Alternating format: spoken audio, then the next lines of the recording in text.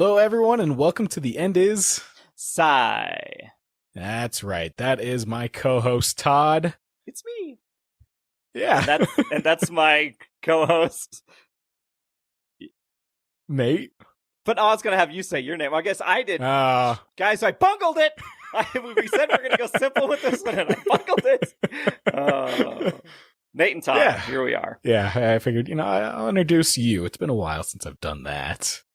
It's fair. Sometimes I introduce you just and I go, I shouldn't have said his name. I should have let him do it. Guys, remember in one of the last episodes where we said we still overthink and bungle the beginnings? Welcome to it in practice right here. Yep. We're in the hundreds and nothing has changed. 100 down, 100 more. Who knows? But what do we do on this podcast? Since I guess we're starting breaking off a new hundo. We don't always say it these days, but I guess we say what we do each time, but just not why it's called that. We kind of gotten into a routine of we're not saying it, but the last two episodes were kind of off side quest things that did not pertain to what we normally do. True. But normally on this pod, we talk about movies, and from those movies, we take a couple themes and discuss those themes very briefly and with our most expert opinion on those. Opinion, definitely strong opinion. Yeah, we read the article so you don't have to. So somebody else put it all together, edited it, put it up on the internet, got it vetted, got it archived, or we found it quickly in a Google search. And then we said, here's what they said, and we get to take credit for it. We do cite them, to be fair. Yeah, we do. And usually we just talk bullshit nonsense. But yeah, you caught us on the movie episode. And what movie are we doing today, Todd? Oh, we're doing a classic, baby. This one made me smile and laugh the whole way through. So I'm glad we did it because it was been a busy week. But we are doing Uncle Buck from 1989. Yeah. Good old Uncle Buck. Yep. Good old Uncle Buck. Speaking of, I was going to say that I read today that yesterday in our timeline, not when you're listening to this, was the Buck Moon. It's like a full moon, and it's when bucks are supposed to shed their antlers typically. So it was almost kismet, as they would say. It was almost serendipitous that we lined up our Buck episode with the Buck Moon. That's close enough. Yeah, now I know more. I mean, the Buck Moon, Blue Moon, Full Moon, eclipse, solar eclipse. Are we talking about the butt there? Or the actual moon? Full moon. Yeah. Moon pies? Those are like whoopie pies, right? Yeah. I think so. I don't think I like those. No? No. That's fair. Guys, there's nothing else there. Do we have anything? No, we're going to make it weird. Okay. All right. Well, what'd you do in the meantime, huh, Todd? What'd you do to make meaning out of the meantime? Yeah, since last you heard us, I have been to San Diego Comic-Con. The big dog. The sights, the glamour, the glitz, all that goodness. The sweat and the stench and the humanity and the prices. Yeah. Tell us more about the heat. And you found a nice little air vent somewhere, right? I did. I posted these to my socials. But I'll go through it. I'll go through the good, the bad, and the ugly. How about that? All right. And I'm not gonna, I say I'm not gonna go in depth, but it's me, so Nate will have to keep me on track here. But so the sites, and that's all we have. Awesome, cool. Shit. Moving on. No. He saw it coming. I started gearing up. I took a big breath. But so at San Diego, the good, the sites, they do storefronts that are taken over. They did a Scrooge and Marley one, so I'm not excited for that movie in the fucking slightest. The Ebenezer movie with Johnny Depp. What's the fucking point? But whatever. They did great storefront. They took over whatever business was there. And so inside the window, it's Scrooge's home, all this stuff. And then the door knocker, is gold, and it, the mouth goes up and down and moves. The clock at the top, was spinning, it was going back in time. They put fake snow up, all this, it looked great. The sign Scrooge and Marley was out front. Yeah. Or, I think, and so it looked great. And one time I was trying to walk from one end of the street in the gas lamp to the other, and there was a throng of people to where I was like, get the out of my way. Move. People move. Why is nobody moving? Because I hear it, and I was like, oh, there's Christmas carolers out front singing. And I was like, they're singing the 12 Days of Christmas. Okay, that's neat. Great. I'm trying to get through. And then I realized later that Johnny Depp was probably there at that point, and that's why the crowd was so huge. So I didn't even know. I was just pissed and trying to get through the crowd. Yeah, there was I saw a couple of those videos where he was out on the stoop and full in character and everything. Yep. So yeah, I think I was there for that moment, guys. Technically, I was there.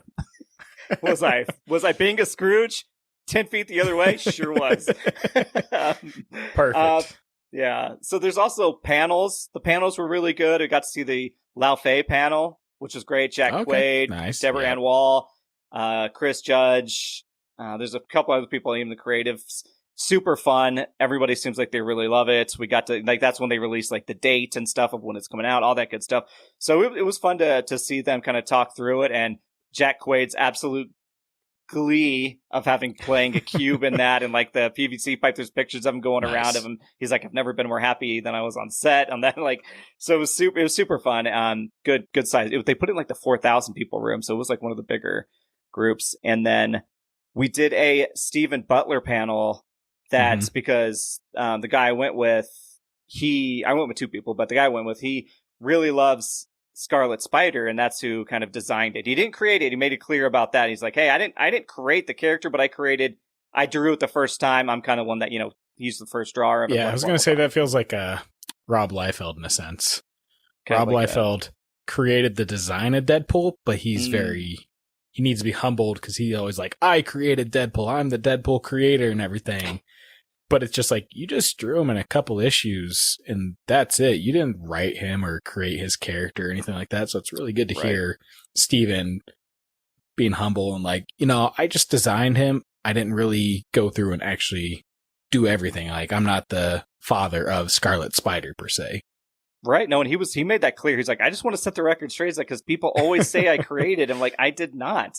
He's like, even the two people that did, I can't remember who he mentioned, maybe Jim Lee and somebody else, that was like, they even like said, taking pieces of different like characters or designs and saying, this is what we want him to generally look like. And so then he's the one that I just drew it fully and kept drawing it. So even he's like, I'm just a piece of that. But, the artistry does inform the work. So I think he deserves to share creation, even though he doesn't want to take credit for like the full thing, obviously, like maybe Liefeld, who was there on a panel as well. We saw him. I was like, that's the Pockets guys, right? Oh no, that's the feet guy. The feet guy, yeah. Feet guy and pouches, but also he has started to come around like Todd McFarlane and accept AI on shit in a sense. Yeah, you can tell they're kind of that. They're like the old, I'm going to slander these two men. They're kind of like the old sleazy guard. Like you'd see them at like the dive bar in Vegas talking about the glory days. But not luckily, but somehow they're still just getting tons of money, even though they're kind of selling out and whatever. But I mean, Todd McFarlane is a good speaker when he's on stage. He definitely knows how to like moderate a crowd and do all that stuff. Yeah, so he's a good salesman. That. Yes, 100%. He's great at that. Liefeld, this kind of exists. But so we did the good art. But anyway, the Stephen Butler panel. So we went in there. A very small room, unfortunately, but he was a guest. He was a guest of San Diego Con, and we didn't realize this. There was a dude in front of us that kept taking pictures of the same. So it was Stephen Butler, his daughter, and then the moderator, who was a friend of his, and kept taking pictures of him. I was like, they haven't moved like an inch, but he keeps doing it. And I'll flash on, and then towards the end of it, one of the organizers of SDCC comes in, and they give him the Inkpot Award live right there. He didn't even know he was getting it. And apparently it was news to me when I was told, like, this is a huge, prestigious award to be given out. And so he was super like, oh, wow. And he's like, oh, he got the pictures with them and all this they gave a speech to him about how like influential he is and all this good stuff. So that was really cool to witness. That is awesome. Like firsthand, wasn't scheduled or anything. That's definitely incredible. Yeah. So then right after the people I went with really wanted to get the signature on one of the comics, I also got one of them signed. But to be fair, before we got there, I was like, I don't have anything from Stephen Butler's. And they're like, yes, you do. And I was like, oh. They're like, yeah, we gave you we picked this out for you at the last time we were together. I was like, oh yeah. So I got something signed because I like to be babysat through these things, guys. But we were outside and they went off they thought they had to get to another panel and just see him because they were running out of time because they didn't expect the Inkpot stuff at the end. And then I caught him on the other side, and I was like, guys, he's over on this side. I got on the phone, and then I was like, delaying him. I was like, hey, so can you... So I had him sign my thing. I was like, so my friend wants to get this because he had done a commission for my friend as well. It's a beautiful commission. It is. And the work that went into all this stuff. But anyway, I delayed as much as I could, and then they got there. They ran up as he was turning around to walk, and then got the signatures, all this. We got to talk to him. So that was really cool. So the panels are always fun. We did the Marvel stuff. CB Cebulski did the transition to the new editor-in-chief there. They just kind of shared the stage. And yeah, so the sites, the panels, it's more to the sites, everything looks cool. They took over the gas lamp and said Avengers. Everything was Doomsday. There was themed costumes. Nate and I were talking before the pod about how Doomsday, the Latvian witch or whatever they're calling her, got the outfit changed throughout the days, and then it became Doom at the end with the Latvian witch, all this good stuff. So the panels, the booths are always looking cool. The storefronts are cool. They even do the big billboards on the buildings. So Wolverine was the big one this time, the big yellow takeover, all that stuff. So fun stuff, all that. Then the merch is good if you can get your hands on it. So it really depends on who you talk to. San Diego. Yeah. Mondo, fuck you. Okay? Mondo has burned me 3 years in a row where I got into line early. On preview night, didn't get into there. Every single day I went and stood in Mondo's line, or tried. One day, got in there, the line was not moving for 10 minutes, and I told the other person I was there, I was like, hey, stay here. So she waited, and I was like, guys, why isn't this line moving? They're like, oh, well, there's a line in front of you, there's a line to your right, and a line you're in right now. We're letting 5 people in from each one. So they started 3 lines instead of capping it.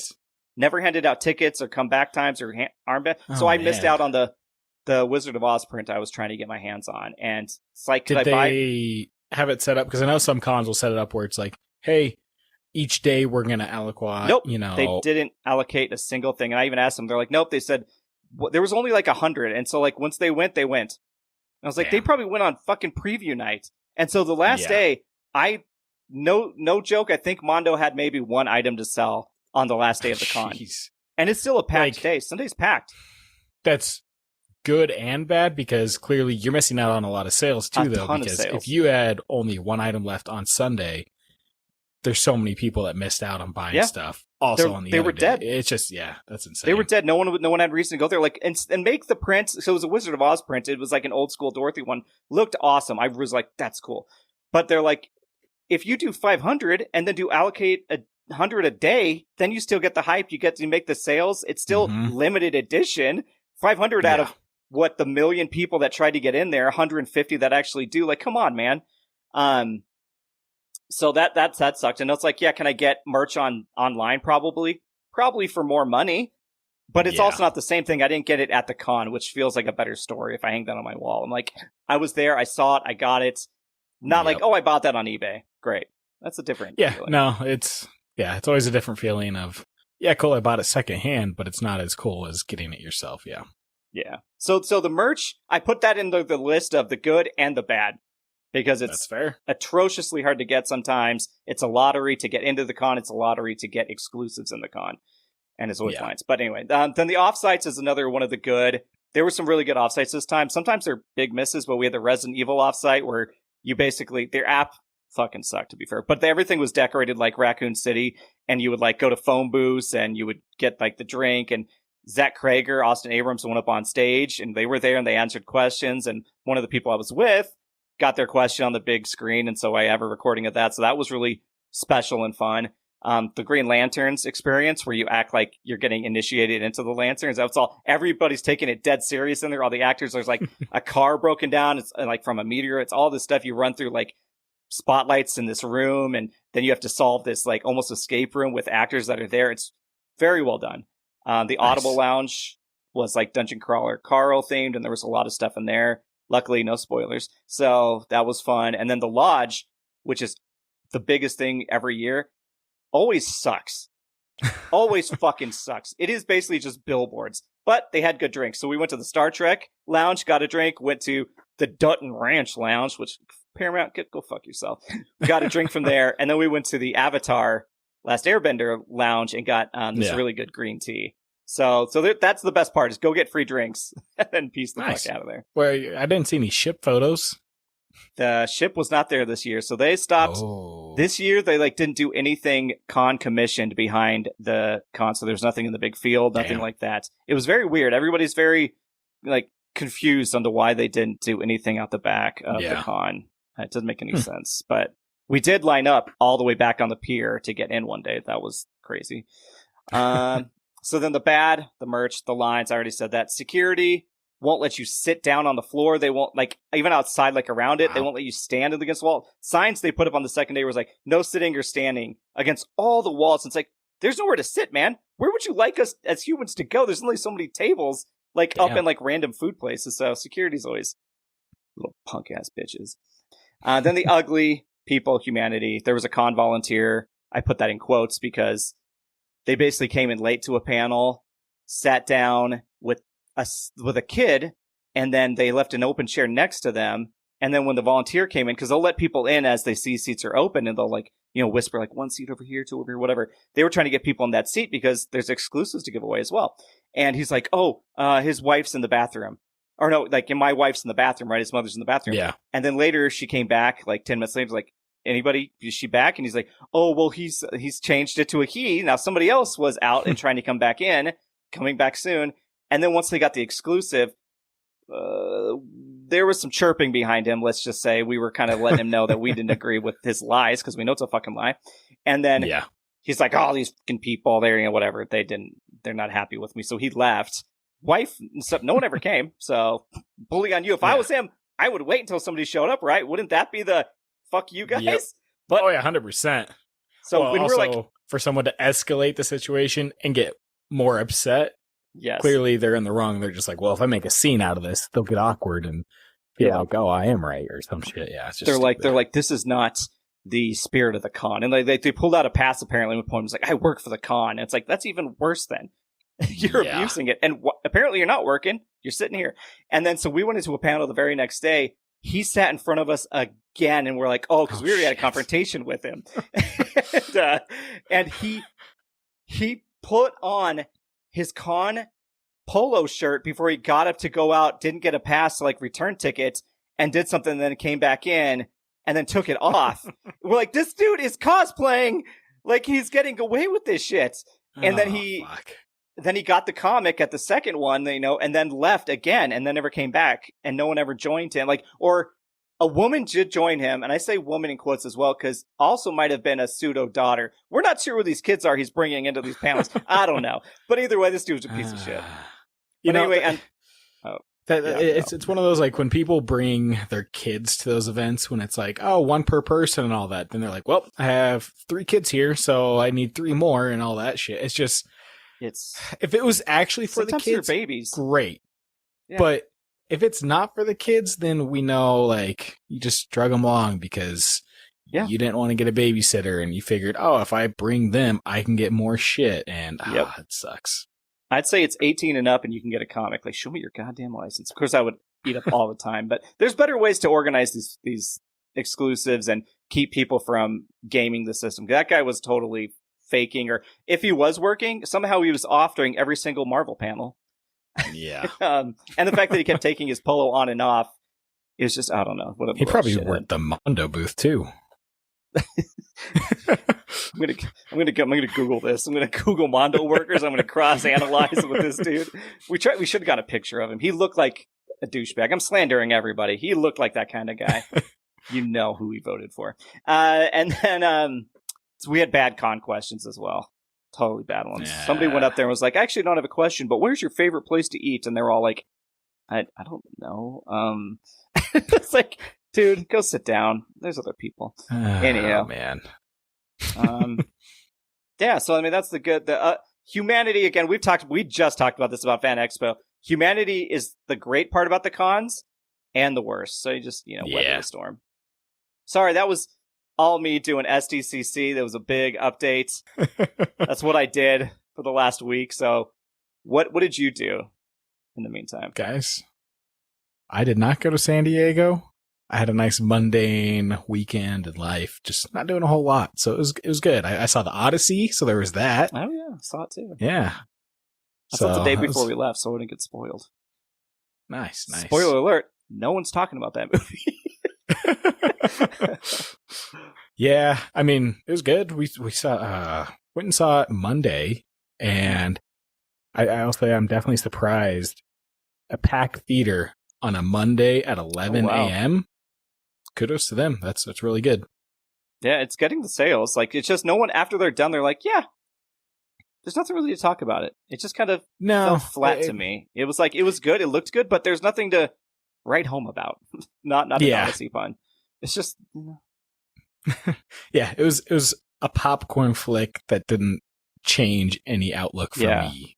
it should have had more So- substance. And I know there's a lady named Emily Wilson getting destroyed because Nolan is quoted as like saying she was his inspiration, like her like write up about it, and then she ripped him to fucking shreds.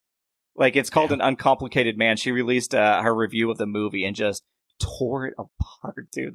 Like, it's and so all the insults are coming after her, right? Because of course, a woman, how dare she say something bad about a Christopher Nolan film? But to her point, she's like, so many things were different. He basically like almost whitewashed and simplified down a very deep story. So like, on one hand, yes, it was a good looking Nolan movie and you can enjoy it for what it is. But if you want it as like the story of the Odyssey and how Homer and them intended it and everything, it's not that.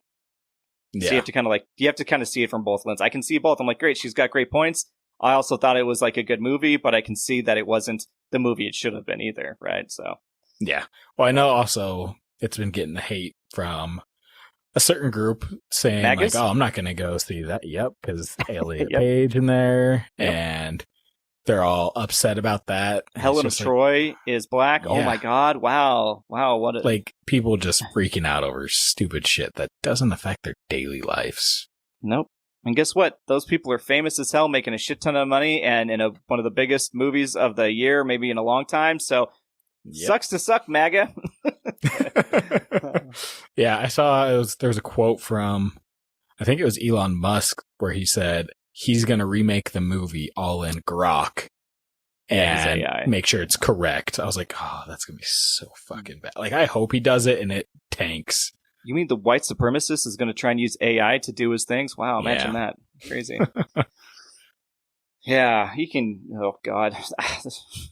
There's a controversial take I may say on this pod at one point, but maybe I'll preface you before I decide to even say it at some point. But there's something I wish would happen, but I don't want people knocking on my door, if you know what I mean. Teaser for maybe some vague thing in the future. But okay, so you had a nice week, a nice low key. My legs were shot to shit after walking and standing all day for like 5 days. So I'm glad you had a nice easy week. Guys, usually, and we're gonna do it today, we go into ins and outs.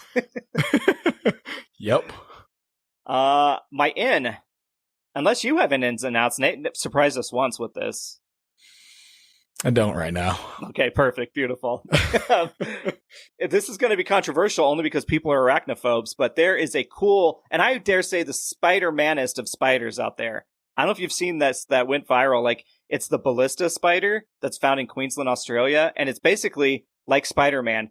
And this was straight from the New York Times article, but it's named after an ancient Roman crossbow. And if you Google the ballista spider, Nate, it creates a spring-loaded web that it catches its prey, triggered by the prey. And so, like, they walk over and it springs them up into the air and grabs them, almost like Spider-Man shot the web and pulled them back. It just whips it right up. It's pretty awesome. And I was like, this thing is sick, dude. Ooh, they look cool. Yeah. Is there a little video of it catching its prey? There's a video. If it starts playing sound, If it's got humans in it, then it's a parody or maybe a porno, so I wouldn't go to that. Don't Google Spider-Man shooting his web.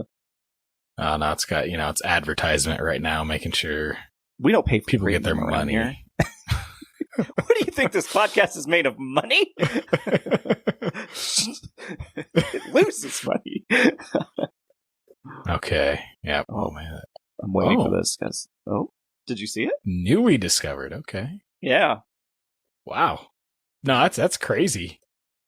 Describe what you're seeing, because I'm not even looking at what you're seeing, but I've seen the videos. Yeah, it's just it's prey shooting up in the air towards it. Like, it just snags it, right? Like, it Yeah. makes a taut web, and once it hits it, it pulls it up. Yeah, it reminds me of the old cartoons where it's like, oh, we got a loop and all that, and when someone walks through it, Yep. it snaps and pulls them and they're hanging by their ankles in a sense, but it always goes haywire and ends up being the person setting the trap forgets about it. But this spider's better than humans, so. Yeah, it's a real thing. So once they get big enough, we're going to be caught up in some snare traps. Yeah, give it a goog, everybody. What's out is the outs, because I am tired of talking about the outs. I think I got outs in San Diego stuff, so we're going to leave those outs. Nice. Well, I think that brings us to the main point of this podcast, and that is the movie review. Yeah, which is 1989's Uncle Buck. Sure as shit it is. So great classic. Now, this movie is packed with one-liners. I could make this entire review about just things they say. It's so good, but I'm not going to do that. But like, it's just iconic. I mean, I think IMDb gave it like a 7 out of 10, and I'm like, what the fuck are you doing? I don't even see any issues with this movie. Like, it probably could have been longer, and it would have been fine. Yeah. Oh yeah, it could have definitely fleshed out some more storylines here and there, but yeah, it's John Candy, and his looks in this movie are just so great. Like the way he like delivers a line, looks at the camera, everything. It works so well. Yep. It's just, he makes it. If it was anybody else, and they apparently went through a ton of people, if it was anybody else, it just doesn't hit. It's just gone. Yeah. This movie's forgettable. Pretty much. It's laid back, commitment phobe Buck babysits his brother's rebellious teenage daughter and her cute younger brother and sister. Honestly, all you need to know, and all you probably already do, is there's John Candy and a young Macaulay Culkin. Yep, straight from IMDb and Todd.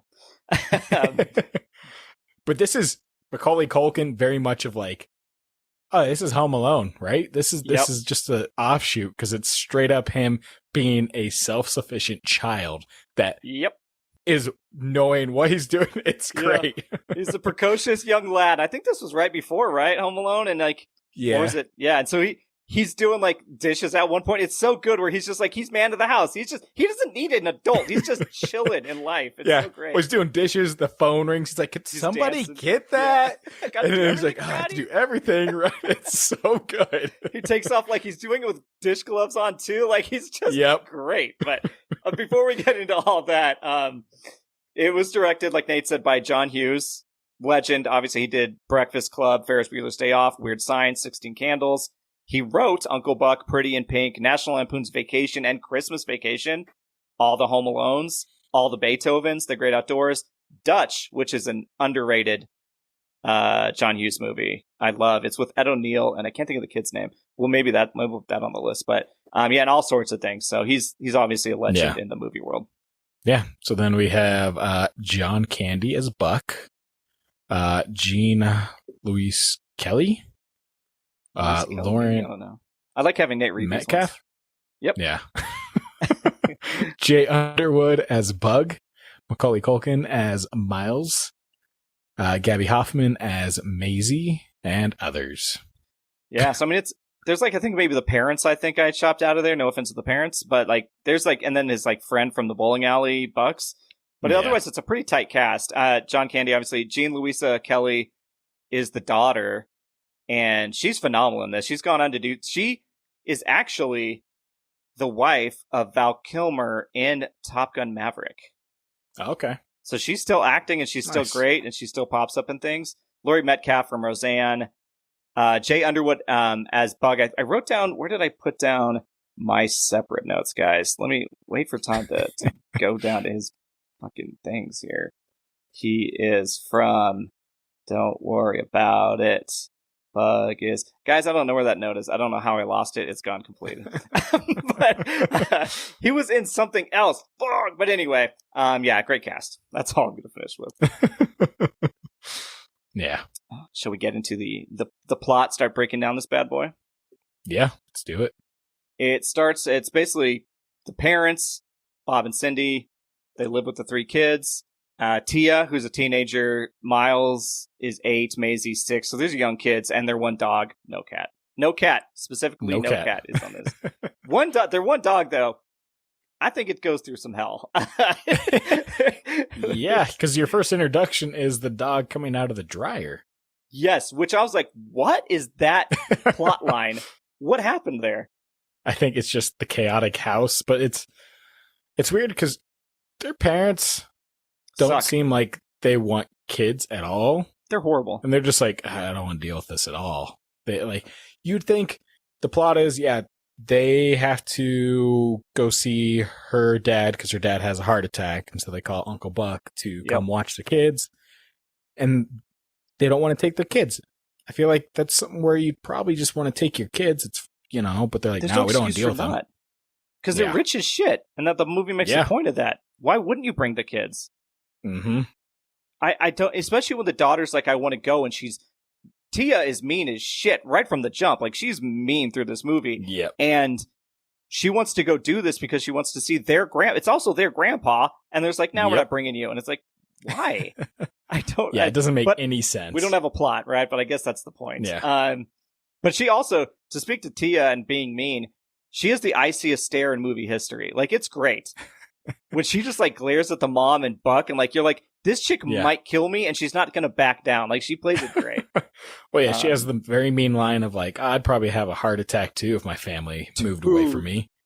Yeah. That's gut-wrenching. To say that to your own mother, and she calls her, my mother figure and all that, just not even... Yeah, I hate when you say that. But the thing is, like, you said it, though, the parents don't want these kids. I hate the mom, especially. The dad's he's not even in the movie. The dad's like, let's call Buck, and then basically pieces out. The mom is the only one that's even seen on the phone when she calls to check in on Buck taking care of the kids. Like, the mom doesn't, which I think that Tia makes a point, like, the mom and the dad don't make dinner for them when they're at the dinner table, and she asks Miles about, like, his sports, and he's like, that was, like, last week. The mom doesn't even know what the kids are doing. The mom is not redeemed at all. She's just shitty. No. Yeah. It's terrible. And then the other line that she has in there, too, is the younger sister's like, why do we even need boys and all that? And it's like, so we can, grow up and love them, but then they just become shadows in our life. And I was like, so that's a stab at the father as well, because, like, it shows that, he doesn't give a shit what they're doing either. He's a shadow to his own kid. Yeah, the dad's just like, doo-doo-doo. Like, they just exist in this world of, I make money somewhere in some cubicle. That's what his life is. But, like, she even gives, so when Buck shows up, she even gives him a dirty look when he helps her put her jacket on. Yeah. She's just evil, man. Yep. It's one of those where the reason there was a fallout was some fire with a barbecue or whatever. Not really sure. They didn't go into too much detail on that. Yeah. But that's it. It's not like anything crazy to where she's bringing strippers write back someone off. Yeah. Well, she even makes like a snip about Shanice.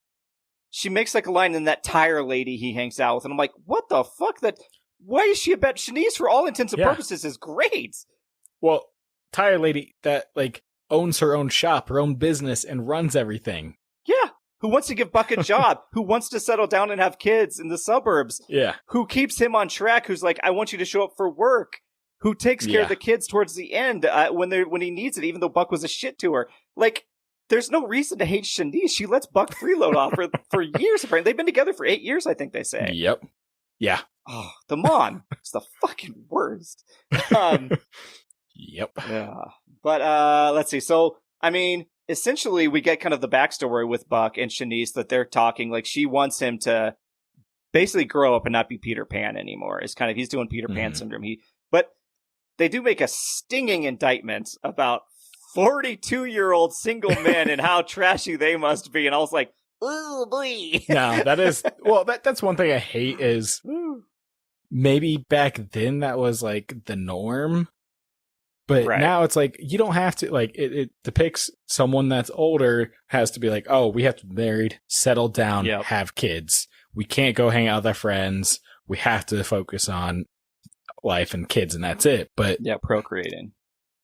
That's not the norm. That's not happiness for some people. And it's just kind of weird that it was set that way. And it's kind of a weird off-putting thing in this movie.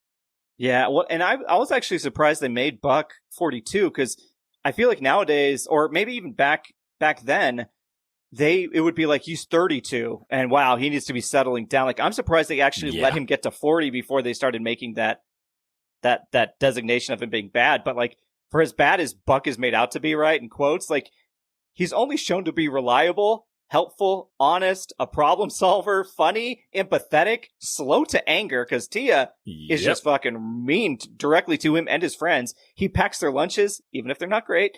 He makes sure they're safe. Like, he defends them on multiple occasions. He cooks, he cleans, he does the laundry, and he throws one hell of a fucking birthday party. Yeah. Yeah, no, it's weird because, like, you go into this movie, the way they pick Buck at the very beginning, like, oh man, he's going to be a real piece of shit and not know what he's doing or anything. But no, he handles everything phenomenally. Yes. It's a weird thing that the movie does with Buck, because you think he should come in and be just this, he has to be redeemed, and he's just bumbling and fucking everything up, but he never does. No. Which maybe makes this movie great, is because you love John Candy in this. Like, he's just good, and he's got the bad reputation. Yeah. Nate, we haven't talked about probably the other star of the movie, and that is the 1977 Mercury Marquis Boujon that backfires like a shotgun going off every time he's driving it. Yep. That is, it's one of those things that's weird watching it, because it's like, it's, the first time you hear it is they drop the kids off at school and everything, and the backfire sounds like a gunshot, and it's like everybody does. It's a joke that you're like, it's good, but like, I don't know if it would land nowadays, being at a school having the gunshot. I thought that too. It was like that would have been taken for a mass shooting joke, right? It would have been like, they're scared because of that, because all the kids do duck down. And for me, us watching it today, it was like, holy crap. That feels like somebody shot at a school and they all got scared. And I was like, it's weird how time can shift a joke from a movie. Yeah. Yeah. Oh, glad you got the same thought on that. I totally agree. I had the same thought watching all the kids drop, and I was like, God damn. Side note here as well, not to move on, unless there's anything else you want to talk about this great car that's got 100,000 miles left on it.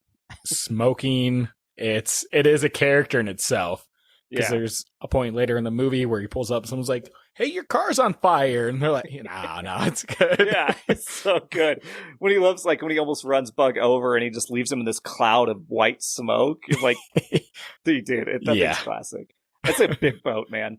It is.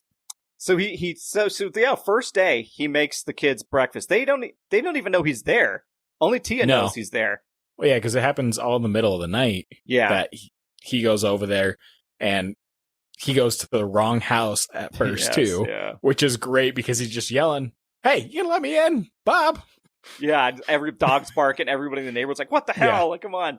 So it's that crazy, because mess at the end. These older movies, a lot of the stuff that happens wouldn't happen nowadays because of a cell phone. True. How many times, like, nowadays do you go somewhere new or something like that and you just text, hey, I'm here, rather than going up to the door, knocking on the door? Yeah. Or GPS. Like, he wouldn't know. He's like, all these big white houses look the same. It's like, they did. Like, even showing the house back and forth, I was like, I don't know which. You'd have to know the house number and like, not be dyslexic even to get that right. Yeah.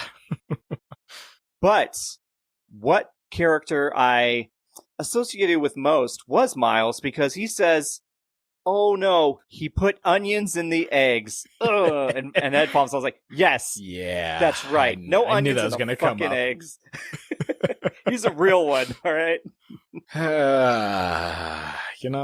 Some people just don't grow up. It's okay. It's fine. Oh, fuck you. Well played, but fuck you. Speaking of the kitchen, though, so it's a huge set piece. I remember even they were talking about it in some interviews and stuff like that, because Buck's always cooking. The great, like, big stovetop island that he's kind of got, almost looks like a sheet pan that you can, almost like a hibachi grill, right? It's iconic, but this is where he makes his, like, giant pancakes and all this good stuff. It seems so wholesome. Like, I want an Uncle Buck in my kitchen just making giant meals on this thing all the time. Sounds great. No, it would be pretty awesome for sure. They also had the point of she comes in and has coffee in the morning too. This is like the first interaction with Uncle Buck and Tia. Yeah. Yes. And like, do your parents know you drink coffee? And I'm like, that's another thing that wouldn't hold up to this day, because I feel like kids are out there getting lattes and frappuccinos and stuff from coffee shops where It's not a thing. It truly isn't. They'd be like, oh yeah, you're using the Keurig or whatever, right? Like, oh, what flavored creamer are you putting in there? The mint chocolate chip or something from, whatever. Yeah, it would totally be that, because the kids like today, they have Starbucks rewards and they would have their special tumbler and blah, blah, blah at this point. Yep. And the other associated thing with this kitchen scene is the iconic back and forth between Uncle Buck and Miles. Nate, if you scroll down to the bottom of your Google sheet. Oh, I see it all. Who do you want to be? Oh man. Let's go with the questions. So you're Miles. Right? That should be the easy part because they gave it to the kid. Well, apparently, I'm going to do a fun fact right now. It said that during Miles' interrogation of Uncle Buck, John Candy spoke the script's dialogue so Macaulay Culkin could say the lines back to him and keep the pace of the scene very fast. So he would basically say, "Where do you live? Where do you live in the city? Do you have a house? Do you have a house?" Apart, like he would say that to him. So Macaulay Culkin just had to repeat what he said back to him. Okay, well, so very clever. Keeping true to nature. Oh God, you're also going to do that, right? I can't do the whole thing. You're Miles. You're asking the questions. All right, let me just expand this window a bit so I don't have to scroll on the words. Wait for us to butcher this, guys. This is why we're actors in the making. Shake off the nerves. Unique. Wait, what? Unique New York. Unique New York. Yeah. Okay. How now, right. Brown cow. Todd, I guess. I'm starting. Yeah. Yep. All right. Where do you live? In the city. Do you have a house? Apartment. Own or rent? Rent. What do you do for a living? Lots of things. Where's your office? I don't have one. How come? I don't need one. Where's your wife? Don't have one. How come? It's a long story. Do you have kids? No, I don't. How come? It's an even longer story. Are you my dad's brother? What's your record for consecutive questions asked? 38. I'm your dad's brother, all right? You have much more hair in your nose than my dad. How nice of you to notice. I'm a kid. That's my job. Boo. I think we nailed that. I think we nailed that. But seeing it come out of Macaulay First take, by the way, everyone. First take. That's not an edit. That actually, as the editor, that was not an edit. I can confirm. I will not be touching that. I'm going to get to it, and there's going to be somebody right in the middle. I'm like, no! But yeah, seeing Macaulay Culkin do that, it's so good. It's great, because again, this is like, he's written like an adult, right? But yeah. Only Macaulay Culkin could pull these roles off. You give that to another child actor, and it probably just falls flat. Yep. Well, it's just his lines in here are so great from like at the beginning of, "Your nails are digging into my eye. God damn it." And he just gets mad at that. And he's like, "I'm an American. I have rights." It's so quick. It's so great. Yes. Even like rewatching this, like you mentioned the kids at the school, right? And it feels like modern day how this get away with this. I do get nostalgic for the 80s. Until I see scenes of the high schoolers and what they're wearing. Oh, man. Dude, the fedoras, the circle sunglasses, like the all black, that's not emo, but just like plain black. Like, it's just not good. Ugh. It is something else. This is also where Tia's like, "I'm going to get a ride home from school." And he's like, "No, you're not. You're going to get a ride from me." She's like, "I always do." And he's like, "No." In the beginning of the movie, she literally walks home. So does Miles. Mm-hmm. She's not lying. The mom just sucks. Yep.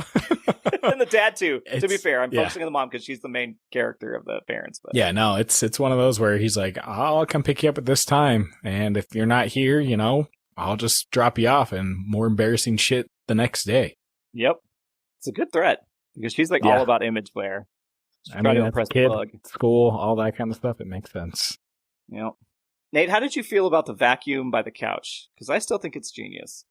Oh, it is. Yeah, that is 100% genius. If you're eating some chips, something crunchy, something that's going to cause a mess of crumbs, you got a vacuum ready there just to vacuum up those crumbs off your belly.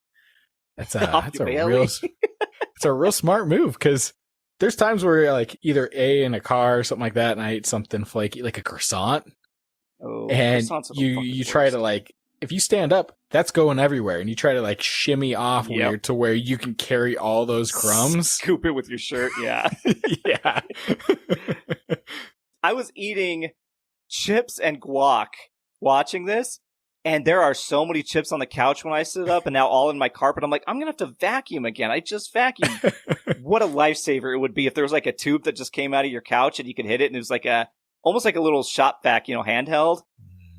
Right? All right, cool. I mean, they already have couches that have plugins for recliners and stuff like that. So we just introduce a vacuum system into one of those. Yeah.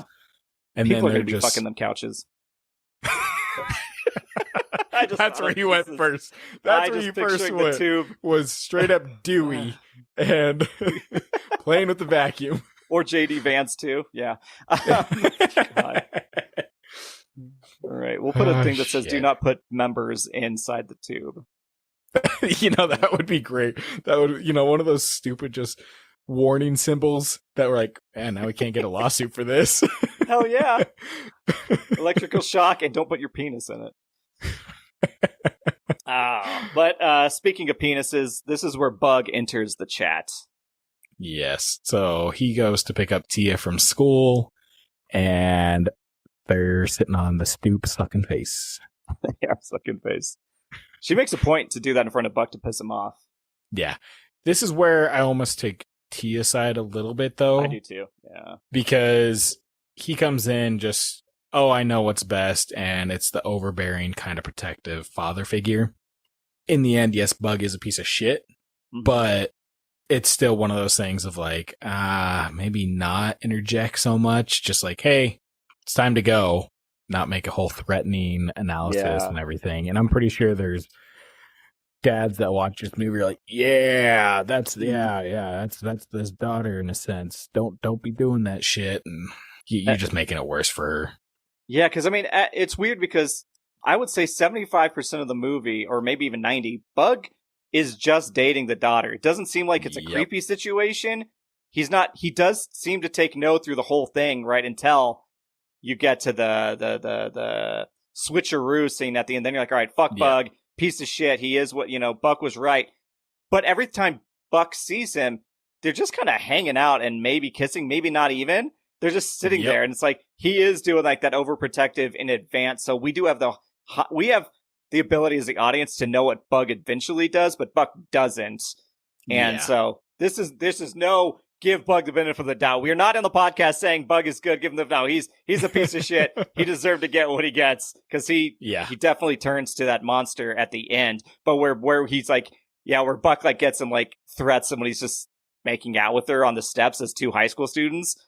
That's just a thing that's happening with every student around them. And it's like, so she's 100%. She's unfairly kind of getting that treatment. But I think Buck is overdoing it because he knows he's in charge of these kids for this week at least. But so this is where the mother does call the house and gets to talk to Tia. Tia hates her still. Dad's never on the phone. I don't think he ever showed up for shooting again until the end. She's like, and so Buck's like talking about everything, like how many times should you feed the dog? And she's like, once. Hey, feed the dog twice. That poor dog. But he's like 5 or 6 times. I'm sure the dog's just eating lovely. He's like, but he does say the dog's peeing blue water because he's drinking from the toilet. And I was like, that dog is fucked up. That thing that thing needs medical attention. But as much shit as I give the mom, her delivery, that actress of, I just want you to know that it makes me feel very secure to know that you're there, when she like breaks down saying how secure she feels, I always remember that line. It's so well delivered of her trying to keep it together and praise him for being there. Yeah. Because she, to her credit, she does not believe Tia when she says all the mean things that Buck's been doing, because she lies about what Buck's been doing, drinking and all this stuff, and he hasn't been. And so I think it's nice that she doesn't immediately go, Buck, what are you doing over there? She just gives him the benefit of the doubt. So she has a broken clock is right twice a day type thing. Yeah. This is where, Buck is also going through doing those daily tasks, and he's having an issue with the dryer. And this is where it's like very old movie, because people just walk into the fucking house like it's unlocked. They never lock the goddamn doors here. You think it's... Yeah, I'm trying to think if it's like an 80s thing or if it's a Marcy thing or maybe both. Yeah, I have no idea. Either way, he's talking dirty to the dryer, where he's like, you know what? You're gonna take my load. Dude. I'm gonna bring out the crowbar. Like, you're like, what? And just it's very. I forgot it was this dirty. Because like this is a kids movie, right? A family movie. This is now adjacent because I'm going to shove my load deep in you or hard in you or something. Like you're like, oh my god, dude, I think this is one of those movie. that's great though. As a kid, you watching this, you're probably like, okay, yeah, whatever. Yeah, you're not thinking anything of it, but the parents are like, oh gosh. Yes, absolutely. Kids would be like, oh, he's just yelling at the dryer. That's funny. Yep. Or the washer. And this is where the neighbor comes in, Marcy, wearing her equestrian outfit. I don't know, those pants or something else. And she just got done doing polo or whatever, the horse thing. Exactly, polo. And she just hears this random guy, has no idea who he is, and wonders where the parents are.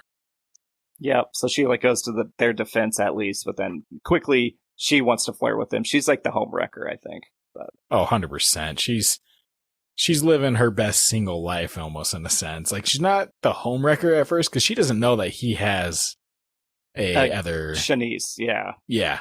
So that's not fully homewrecker-ish because I don't know if he actually ever says like he has a girlfriend. Well, he doesn't to her, but eventually later on she sees Shanice and then says, well, who cares? That's when we realize she's a homewrecker. Yeah, no, that is, the 100% there because her line is like, I'll just wait for the Federal Express mailman or whatever. Dude, she is the, guys, I hate to bring out an old 80s term, but she is the village bicycle. Okay? Yeah. Everybody gets a ride. But yeah. So get introduced to her, and then after that, they all go bowling. Classic and we get introduced to some of Buck's friends, but also I just want to know how close are these towns? Because he knows everyone at the bowling alley. Our classic question. I'm sorry, but it's just like, towns. Yep. It's true because this takes place in St. Louis and he's from Chicago. Yeah. So you talk about this. I'm going to Google what the distance is. Okay. Yeah. I mean, I did I think I questioned that in my head for a second, then moved on, but you're right because they go bowling with the league that he always plays with, but he brings the kids and it seems like it's just a hop, skip, and a jump. Because when he comes over in the middle of the night, it's not like it's the next morning. Well, oh, Nate's got a surprise face. It's 4 hours and 30 minutes. Oh, God. That's like us going, I don't even have a good reference point. That's out of the state, though. That's like going down to like Telluride or something like that, or Pagosa Springs But from where you are, that's the issue. Denver or Fort Collins area. Yeah, true. It's not a quick drive. So he drove them 4.5 hours to go bowling. That's what my guess is. I think so. Wow. That's a full day event. That's a journey. Okay. In that car. Movie magic, everybody. Right next door to that bowling alley was the high school or the college from Accepted. There's some other place I can't remember where we were questioning the distances on these things. There's that. There's the delivery mail robot from Flight of the Navigator. Yeah, that took a long journey to just go nowhere. Like one building away. Guys, we're gonna have to put all these characters on a map and how close they are to each other. Right. Oh shit. But yeah, this is where we get Pal. Pal's not his actual Pal. Pal's just his name. And he does oh God, it always makes you cringe when he's flipping the toothpick in his mouth lengthwise and it catches. I've done that before, just not in front of people. But you have a panic of I'm going to die now. And this is what I did. It was so stupid. But you're like, oh God, I'm going to impale myself. This is going to shit. Yeah. It's going to lock my mouth together. But anyway, he does that, catches it. When he starts hitting on Tia, but to Pal's credit, and they wouldn't do this in a modern movie, he says, oh, you're one of those college girls, aren't you? So he's assuming she's 18 and up at least, which is like, damn, good job, Pal. Because I feel like in a modern movie, they would say, oh, you're one of them high school girls. And then you'd be like, oh, he's in a creep and Buck needs to beat him up. So it's like they're always adjacent to people being assholes. Yeah. Which is kind of nice in a movie like this. But yeah, so then he kind of threatens Pal, kind of saves Tia, who Tia doesn't give a shit. She's still mad at Buck for whatever reason. She never really has a reason to be mad at Buck. She's just angsty teen taking it on him. I think she's just like, oh, another parental figure And she's disappointed by her own parents, so. Yeah, because she's even mad on the phone when she's hearing Buck talk to the mom. Yeah. And he's like, yeah, great kids is doing all this. And she's like, oh. And I was like, what are you mad about, Tia? Like, nothing bad is being said here. They're not even talking about you. But yeah, Maisie bowling, them having a great time. It's adorable. I mean, that's all it is. Her like bowling and it just touches the pin. He's like, if there was an award for a medal or something for getting close to the pin without knocking it over, you would be the winner. She's like, really? He's like, yeah. I'm like, woo! Yeah. And then a lot of this movie is very quick stories from bit to bit to bit to bit. It's not too fluent. And I think that's one of the falls of the movie, but it still works. So from there, next we go into the biggest pancake. Dude, it's amazing. The world has seen. I want to eat that every time. I would get 5 bites in and call it, but and it would be so disgusting in real life, but it looks glorious. How do you think he made the butter? There's a big butter, like, what do they call pad on top? Is it a bunch of sticks he just melted together? I have no idea, but like, it's just great because him prepping the breakfast and everything, he's using a shovel to help flip it. And it's just, it's absolutely insane because they actually made that in the movie. It's a real, pancake. It's real pancakes? Yeah.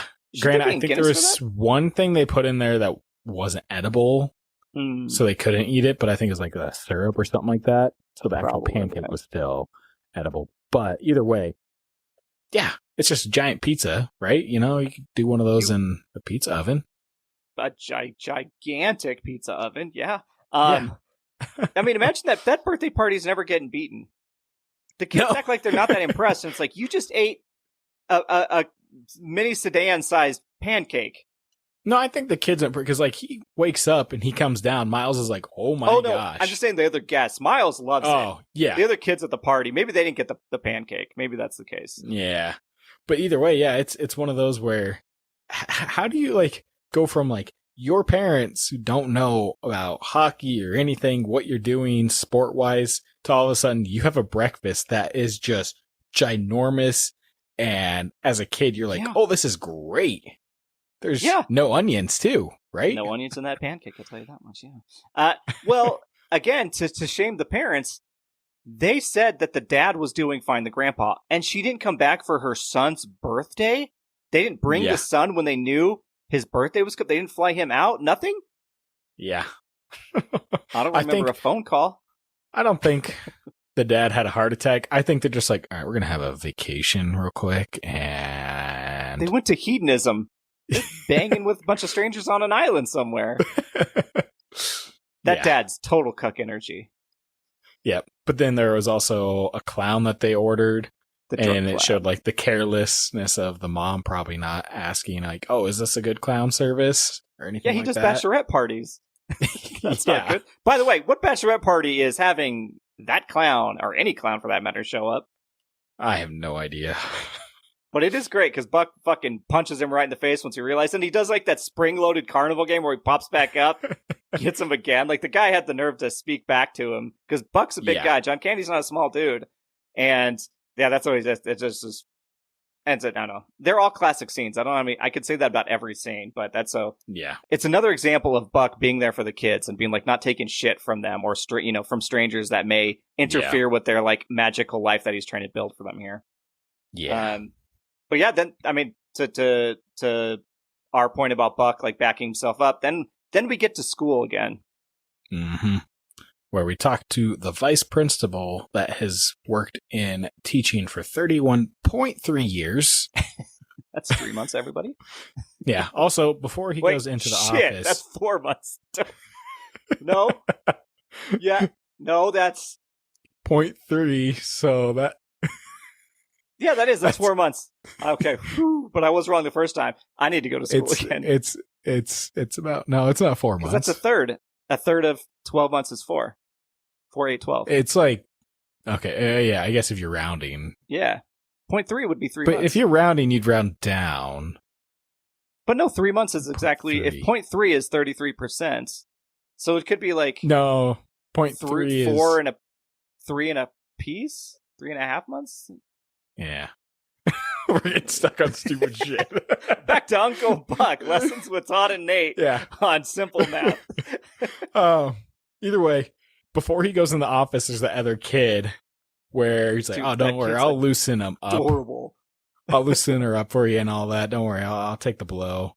I think that was just him being like, I want to get out of here quicker, so you stay here. I'll go next. For sure. Yeah, that was Buck being selfish, but man, that kid reminds me of my best friend in elementary school. He looks just like my friend. And every time I'm like, oh, it's little, call him Nate. I don't know, little Nate or something like that. Like, he just looks just like him with the glasses and stuff. And I'm like, that's so great. Cause you can see like the look on his face was like, I'll take it. He's like, thank you. He's like, yeah. And so he goes into when he's like listening to Buck talk to the principal and the vice principal. And he's just like, yeah. Or like the looks on his face that he gives, like, I wouldn't know what they were actually telling this kid to react like that. Cause they look like genuine reactions to something happening in the room around him. And it's just a fun scene. But yeah, he goes in and berates the vice principal because he thinks that Maisie needs to be better and not so enjoyment having fun as a kid. Pretty much is what it is. Yeah. Yeah. Also, Maisie being 6 years old, right? Or whatever age she is. Yeah, 6. And Tia being high school. They're oops babies, right? Both of them? You think Miles and Maisie are oops? That age gap is pretty staggering. So let's say Tia's probably what, 17 or 18? Probably, yeah. So good 10 years apart. Miles is 8, so it's potentially 8 years apart at the least. Could be, so yeah. I mean, I think no. The way the parents are, Tia is the mistake because they probably had her young. Yeah. And then went, oh shit. And then they had the house in the suburbs or started getting rich and then had the 2 other kids when they had a safety net. I bet Tia was the oops baby. Yeah.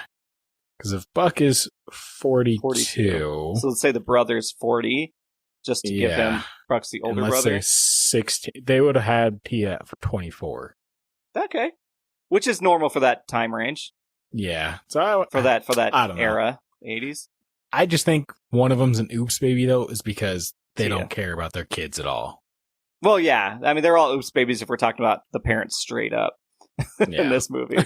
But yeah, inside the school, Miss Melanoma, Miss Warts, Miss all this stuff. Like, he even starts ripping on her before he knows she's a piece of shit, which is crazy. I forgot about that. I was like, oh, he's already making fun of her. Yeah. But yeah, that's a great scene where he rips her apart about like, let them be kids. And then he has this big send off where he's like, yeah, shakes his fists, leaving. And yeah, he's like, here, I'll give you a quarter and then, go downtown and have a rat gnaw that thing off. That's such a brutal line, dude. So brutal. And what do you tell the parents when they come back? This is what the caretaker said to me. Like, could you imagine like a kid growing up with this movie and a kid saying that, like, oh, I'm going to give you a quarter and have a rat go gnaw that thing off. Oh, and especially if other kids hadn't seen it, what a brutal line to drop down to a bully. Yep. Now, granted, they have to have some sort of thing on their face or somewhere, but if it lines up, what a brutal takedown. I was going to kick out of Buck just walking and smoking the cigar and then realizing he's smoking a cigar. He's like, fuck. We've all done that when you're doing something like, I probably can't do that here. What am I doing? This? There's that. The vice principal being like, yeah, it says it on the door. And he's like, this door behind me? Doesn't say. She's like, the other door before you walk in. Yeah. Well, there's also this weird cutaway that I always forgot about where it shows Maisie in class and she makes she says something like a dirty joke or says she says shit or something like that. Yeah, because the socks in the microwave and... Yes. She says something to that degree. She drops like a line and the teacher just cuts and goes, blasphemer!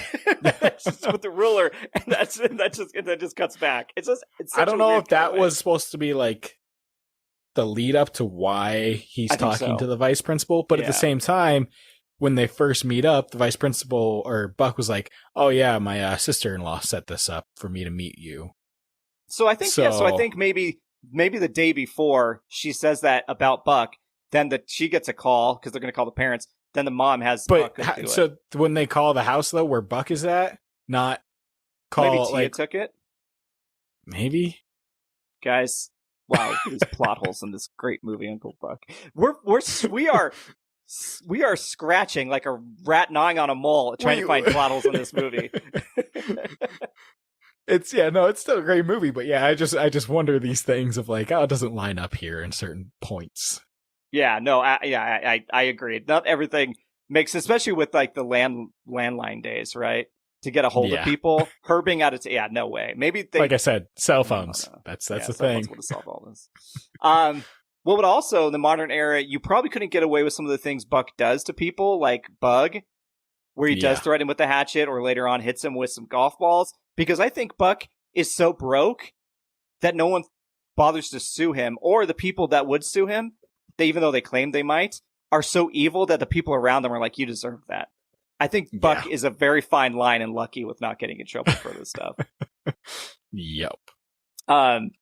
You mentioned earlier that when they were making out, right? So we see them make out again, like in a defiance to Buck, even though Bug is like, oh God, I don't want to do this right now. I think he's looking at us. Like he's scared of Buck.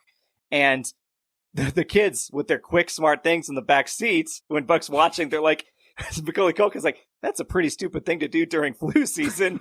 And then Macy's like, I bet she's getting the tongue. And he just kind of looks back at them like, who the fuck are these parents? Again, it's all coming full circle back to these parents. Yeah. They are what I would call wunderkinds. They're very ahead of their time. Wink, Nate, wink.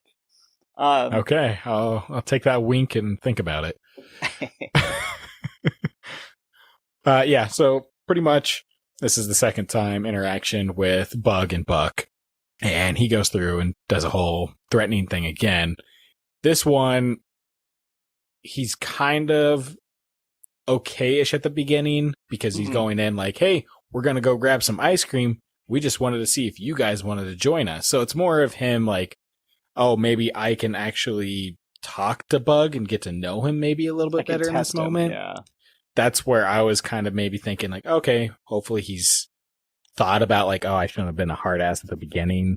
And now I'm trying to amend and try to get to know him. Right. But obviously he doesn't go that way. So he just threatens him with the hatchet, as you were saying earlier. He's all talk.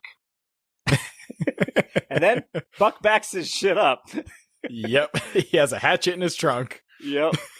What do you say? You could cut the wings off, or I could cut the penis off a gnat or something? Yeah, he could circumcise a gnat and all that. And then he's like, gnat? Bug? That's great. Well, Tia has a great line too with the wordplay because he's like, what kind of name is Bug? She's like, I don't know, Buck. I was like, they are so goddamn similar. Like that is Buck's one. He didn't get the upper hand on that one. Yeah. Yep.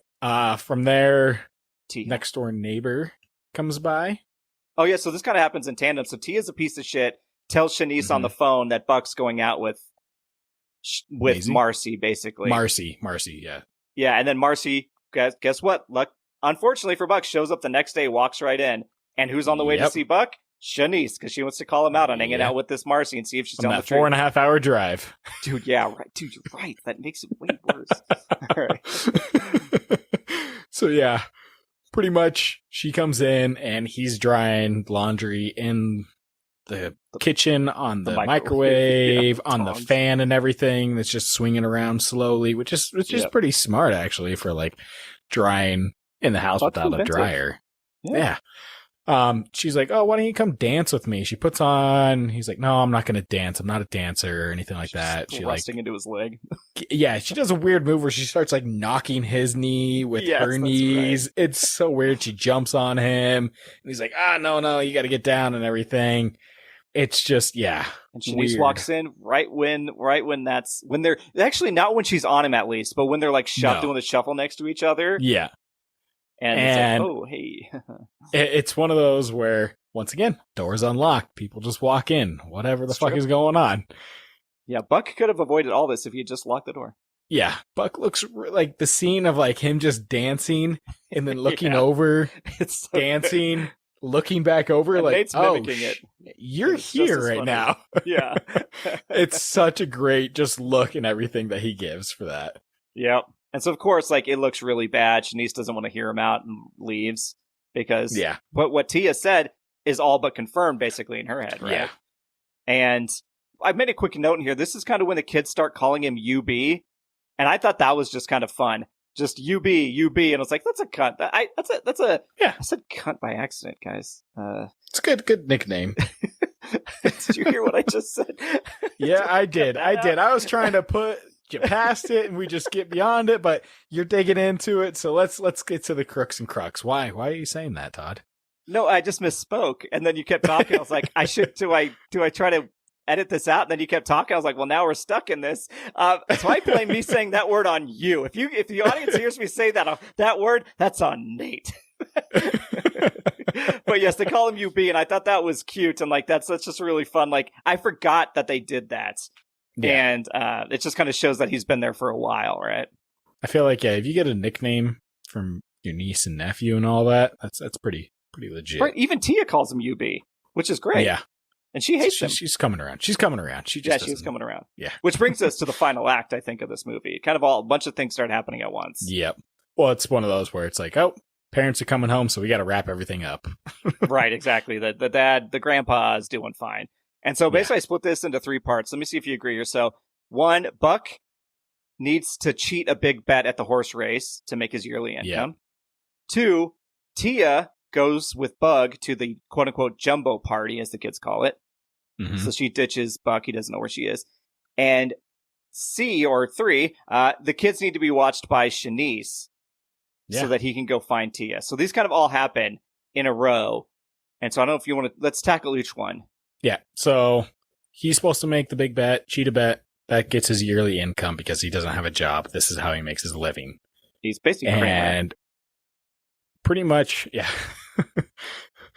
Tia was supposed to watch the younger kids while he goes to probably the sports bar, probably some low-end It was the place. horse track, I believe. He was going to actually go to the horse track. Yeah. Well, it seems like a place not for kids regardless. Not at all. No. And he gets him into the car, looks back in the rearview mirror, and he has that realization, like, I am being a piece of shit. I need to be better with these kids and make sure they're taken care of. Serious moment. Yeah. It has that moment like where it's like, oh, this is real moral John Candy acting. Like, it's really good. Like, of just the kids kind of being sad. Well, then Maisie kind of does like the sweet smile, and he's like, I can't do this to these kids. Like, this is stupid. Like, they might have fun, right? They might actually be totally fine, but it's not the right thing for him to do. Yeah, no, can't take those kids on a 4.5-hour drive. So he goes. Jesus, you're right. This one was 6. It was on the other side of St. Louis, even. But this just proves how good Shanice is, because even though she thinks her partner of 8 years, they wear like wedding or promise rings, I was noticing. Yeah. She thinks that Buck cheated on her and is still cheating on her and still goes to watch the kids because that's what they need so he can go find Tia. Yeah. Well, he's very honest in this moment of like, hey, it's not for me, for what it's worth. I'm sorry, but this is for the kids. Right. He's not even going to go to the racetrack. He tells her that, like, I'm not going to go do that. I need to go find her. Yep, exactly. So from there, good. Oh no, I just, to Shanice, because we don't really get any of Shanice watching them, but we do get her showing up at the house, which is one of my favorite scenes of any movie. And that's her knocking. Macaulay Culkin is set up with, like, I don't know, like, he's got snacks and everything sitting on a stool watching the mail slot. And so she knocks, she moves out of the way, he opens it, nothing. Does it again, nothing. Third time, 3 robbers, which as a kid throws you off, but you're just saying his imagination of these must be 3 dudes. Yeah. What? It's Home Alone. I think this is what they inspired it, right? I think they've talked about him watching it is inspired John Hughes for Home Alone. And so that's great. That's a huge moment for this movie. And then she finally, like, it's me, Shanice. He's like, can I see an ID? She's like, yeah, okay, great. And she's got her glove in her mouth, and she's got can you take it out? Take it out! Like, when she yells at him to take it out. I love that delivery. Like I said, it's so good once again, because it's just Macaulay Culkin just being a very self-sufficient child of like, I'm going to take care of myself. Let me see your ID. Make sure it is actually you. Because once again, he fucking locks the door. No one else does. Yep. Just watching it, dude. It's so good. I love that. It's a great Macaulay Culkin scene. But yeah, then Nate, do you want to take him through? This is the jumbo party. Yeah. So he goes out on the town trying to find out where this party is. Yep. This is where he runs into another couple driving. And they exchange, oh yeah, that's a big party. Our kid's there. Oh, take off that hat though. They're going to kill you for that. Yeah, they'll leave what you the alive. fuck? Like, the hats in this movie, he's just like, yeah, people hate this hat. People hate this hat. I'll tell you about that. Like, it's so random. But it's like great. Bolshevik hat he's got on. He does have good hats. Yeah. So he ends up finding the party, and he's going through, it's crazy, like, Hollywood high school party. It's packed to the brim. You can barely move. Probably how Todd was at San Diego Comic-Con. And dude, it does look like that when you're trying to get through a crowd in San Diego. And everybody sucks. Oh, really? You're just smoking a cigar, having a beer? Yeah. Vapes? Yeah, that's fair. Yeah, people fucking... we won't get on that. That's a whole other tangent. That's a whole different thing. Yeah, so pretty much he's going through, and then he kind of is like, someone steals his hat, then he gets his hat back, but he's kind of like almost enjoying himself a little bit. He's going through the party. He wants to be hip. Yeah. Yeah. So finally he gets upstairs to a locked door, and behind that door is Bug and Tia. Yes. And we kind of teased this earlier, but so he's like, you get to see the back of the curly hair, and Bug's like trying to make moves, and she's like, she's like, don't, or no, don't, you know, and she's kind of like softly kind of like trying to get him to stop, and then he just keeps kind of pushing it, and then we get Buck knocking on the door. He's yelling, he's trying to go back, she's saying no again. This is when we realize Bug is a monster, right? Because he keeps pushing through. He's gonna just assault her. And wait, as the door is getting like knocked on and everything, Bug yells, if someone comes through that door, I'm gonna kick their ass. And yep, the drill starts up, goes through the doorknob, and it is Buck knocking over the door. Yeah, Buck came prepared. He knew if I go in there as a locked door, I need something for this. Oh, he probably just went to their garage and was like, all right, I'm going to take their fucking you think drill. He went downstairs and went back upstairs? Okay, there's a time cut. Okay, I thought it was Buck just pulled that out of his trunk. Is like, if I go in there and I need to get into a room, I'm ready. But where's he hiding that drill? While he was walking around, cigar in one hand, beer in another hand. He's got big pockets, man. That's a big coat.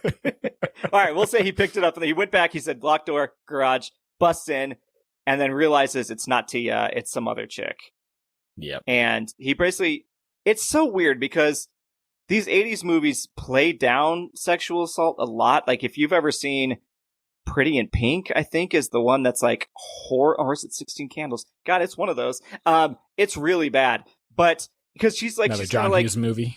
Yeah, which is John Hughes. So like, there's we won't get into you got to celebrate movies and know that there were major problems with them, and but anyway, so like they kind of downplay, because she's just kind of like, oh, even sheepishly, like she's just kind of like, oh, hey, at the door to Buck, and she doesn't like get out of the bed, grab her stuff, and run out of the room. None of that happens. But luckily, we do find out that Buck takes Bug in this moment. Like, he could just let Bug get away with it, but he's like, no, I'm gonna take him. So he does do it, maybe for Tia and for the girl that's in the bed. So they don't excuse it. And I hate to use, like, there's the R word, right? You don't want to always like drop that on a podcast, stuff like that. But that is where that was probably leading, and I think Buck saved a couple people in that moment. But anyway, we do cut to Buck driving, and then he does spot Tia walking, and this is where we get probably our most heartfelt moment of the entire movie. Yeah, I like how he goes up and all that. He says, I just want to get you home. He doesn't want to talk about it. He just wants to get her home. And I think that's like one of the best ways to handle something like that, because you don't want to force someone to talk about that unless they want to and they're comfortable. You just go with, no, let's get you home, get you safe. Simple as that. And then he asks her for advice, and her going from like crying sad to like, she even talks through the tears, so you can hear it in her voice. Like, the actress just kills this role. And then he says, like, basically, I need help with Shanice. I've been kind of like leading her along for 8 years and all this stuff. And she doesn't really, I don't think we really get the advice. I think they cut before they get the advice, right? Because he does jump to like, well, I've got, I did something to Bug. And she's like, what did you do? And then we play Bug Ball, which maybe he could go pro as a PGA golfer. Honestly, yeah. The one thing I do hate is like the setup for that was, I feel like it was too long. Like, getting the ball out there and everything. I feel like that could have been quicker. But also, I feel like it should have been more of like a public humiliation rather than just between them two. Like, go classic, wedgie up on the flagpole, something like that. Oh, God. Yeah. I'm trying to think if you could do anything with that vice principal. Really make their punishments together. I don't know. I can't. Yeah. I just feel like, it just should have been something public, not so shame him. close-niched, yeah. Well, I guess what off-screen happened is he had to kidnap him in front of everybody at that party, and no one stopped him. Yeah, that's true. And So he seemed to be they should have shown that. Boxers or something, so, like, he gets him. They should have shown that, and then him, like, crying and all that, fearing for his life, to where... That would have been a great scene, because he does get his comeuppance, at least in public, but then he gets the golf ball to the head from Buck later. And probably twice, yeah. So that was always fun. And her, like, maniacal laugh, too. Like, she gets in on the fun. She gets her revenge, so that's all cool. And then we get home, and Tia now is on Buck's side. He's like, it's great to, finally get to know you again, right? And that's really sweet moments. But then she's like, I'll light it Shanice for you. So she's like, he's great. He'd be a great father. All this stuff. And Shanice is quick on the draw. She's like, Buck. Yeah. She does hear Buck cough, but she's like, I think Buck put you up to this, right? And he's like, beside that, it's a classic gag of like behind the door, and I'm going to start walking towards it. And Tia's like, like trying to warn him, like, shit, she's on us, dude. And Shanice he avoids the first kick. He does. Yeah, she's so in tune with Buck. She knows that fucker is there, and he's going to know she's going to kick the door. Yeah. But does not know he's going to go right to the door, and she's going to kick it again. Like, it's so good. Yeah. And her kick, my God, how powerful is that to make him fly across the room? Well, she is Aunt Gladys in weapons. Yeah. So I think she has powers. I think she used some future witch powers to knock Buck on his ass. Okay. So that kind of mends that relationship. And then later on, the parents come home where Tia and her mom kind of mend the relationship. Which, how and what and why and she's like, so like, Tia, it's almost just like Home Alone. Instead of Kevin and the mom standing there silently looking at each other when she comes in the door, now it's Tia and the mom standing there silently looking at each other when they come to the door. Yep. And they act like they're mad, and then they run up to him. Same exact scene, two different dynamics, right? But Tia runs up and like kind of smiles and then goes and gets the hug, and then the mom's like, it's all going to be different from now on. And it's like, the mother learned no lessons. The mom's not changed a bit. Mom just went on vacation. Yeah. She just came, she left, was mad at the daughter, came back. That's all that's happened. Yeah. So it wasn't earned, in my opinion. I think that's the only real faults with the movie is that, and potentially, and the dad never really, he comes in second, just like in Home Alone, right? Doesn't ever say anything. For shit's sake. They actually went and saw her father who had a heart attack, and there's a whole side plot movie where the father's like, hey, you've been a piece of shit to your kids. Be like, better. I was a piece of shit to you. Don't do what I did, right? That would be the story. Right? Well, even Buck, so he gets away with kind of a character change too, because he's like, oh, aren't they just the best when they let the kids down to sleep? And Shanice is like, yes. And he's like, it doesn't sound good. And he's like, wow, yeah, the kids in the suburbs. Like, Buck changed over a week to now wanting a house in the suburbs and kids. Nothing really shows that Buck wants that yet. He's just a good uncle, but whatever. Happy we tied everything in a nice bow. And they, like, basically Shanice and him leave. Everybody's happy with them now. The mom's not a piece of shit to Shanice, I guess. Yep. They take their 4.5 hour drive back home. Separately in their two separate cars. Yeah.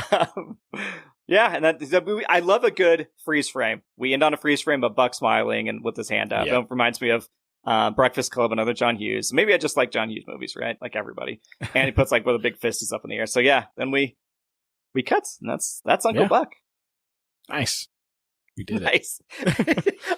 It's almost like nice. You talked about it. No, nice to you too, Nate. Nice to you too. So tell us. I mean, we'll try something here. Tell us what you thought of the movie. Did you also like the movie? What was your favorite part? Tell us on social. This is just me trying something here. But before they do that, Nate, what are we going to be talking about next week? Next week are our themes. And I am going with home-cooked meals. I am so excited for what the fuck that means. What is the angle there? I'm really excited. And I am going to do Wunderkins. Oh, the wink earlier. Oh, shit. Wink, oh, my gosh. Wink, nudge, That's nudge. Right.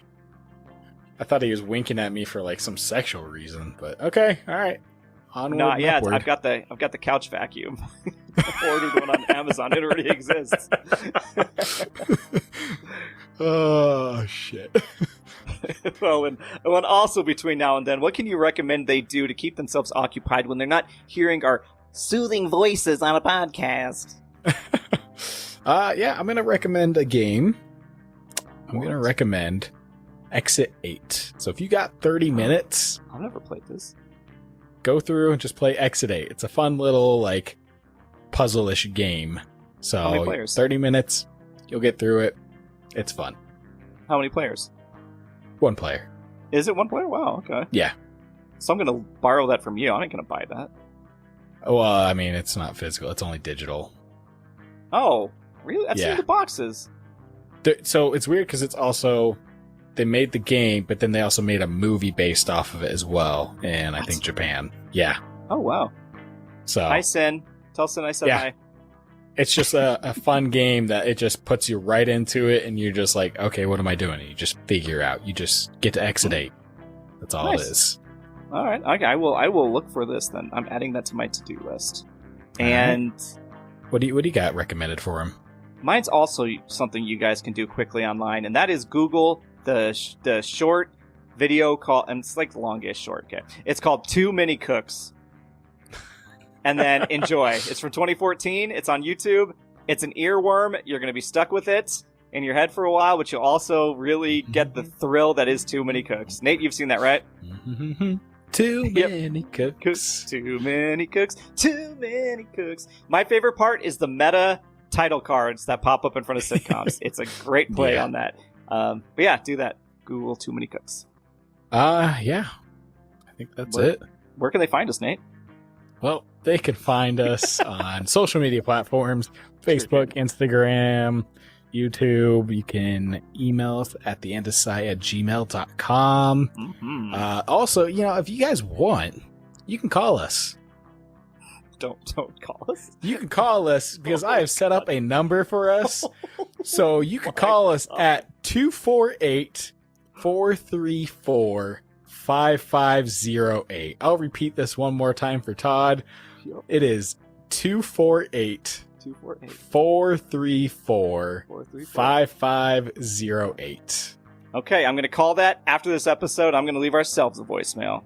Awesome. If you also, while you're at it, rate us, review us, all that good stuff. Tell your friends, tell your family, tell the ones you hate.